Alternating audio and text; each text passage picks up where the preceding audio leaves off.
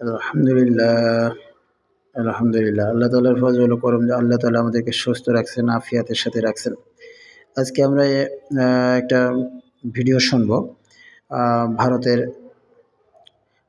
এক হুজুর অত্যন্ত গুরুত্বপূর্ণ বয়ান করেন, গুরুত্বপূর্ণ আলোচনা করেন ওনার মুখ থেকেই, এবং উনি সাদপন্থী বা সাদ সাহেবের অনুসারী যারা, তাদের সম্পর্কে আসলে কি বলতে চাচ্ছেন, আর আলমীশরা তাদের জন্য কি বলতেছেন, এটা প্রত্যেকে মনোযোগ দিয়ে শুনবো। আল্লাহ চাইলে এটার দ্বারা মনে হয় ফিতনা অনেকটাই দূর হবে ইনশাআল্লাহ, কারণ উনি ভারতেরই একজন মাওলানা।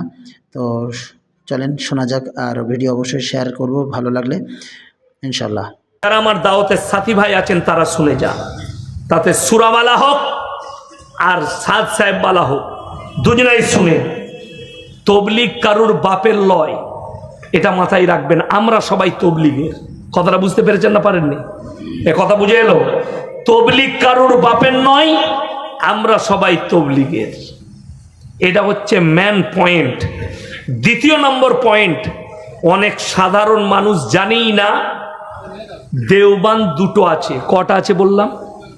দেওবান্দ মাদ্রাসা কটা? কথা বলে না? দুটো। সাধারণ মানুষ কেউ জানে?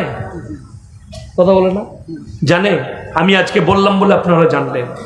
সাহারানপুর মাজাহির উলুম দুটো, কেউ জানে না। মুরাদাবাদ শাহী দুটো,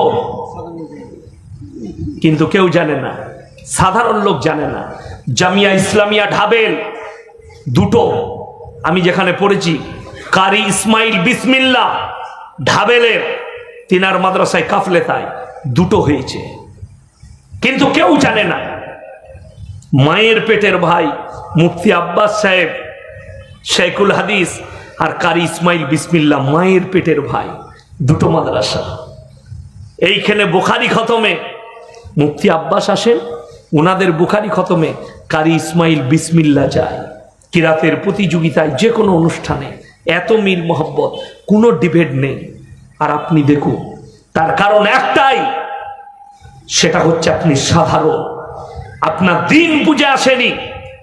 আমি যেটা বুঝাতে চাইলাম একই, দেওবান দুটো হতে পারে, কাজ একটাই।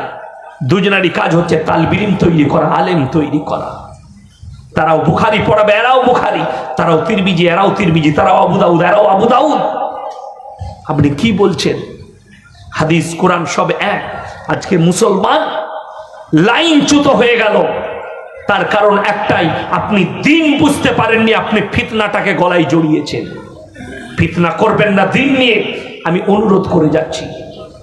গোটা বীরভূমে আমি জলসা করতে এসেছিলাম, একজন মৌলবি আমার কানে কানে বললে, হুজুর একটু সূরা নিয়ে বলবেন। আমার আব্বা সে আলেম, বলছে আমার আব্বা সাদ সাহেবের দলের লোক, আমার আব্বার সঙ্গে দ্বন্দ্ব। আমি বলি তুমি মৌলবি হতে পারোনি। তাকে ডাইরেক্ট বলেছি, তুমি আলেম হতে পারোনি, তোমার কাছে দিন আসেনি। তুমি আবার আমার মাদ্রাসায় ভর্তি হও, চলো আমার কাছ থেকে। ওইসব আলোচনা আমার কাছে হবে না, তুমি অন্য জায়গায় করবে। যে গোল আলু মৌলবি থাকলে তার কাছে করবে, আমি গোল আলু মৌলবি নয়। ঘুরিয়ে দিলে ঘুরি না, যেটা হক মানুষের কাছে প্রচার করো, ন্যায়টা প্রচার করো। হক কথা বলা জবান যাদের থাকবে তারা নেককার হবে।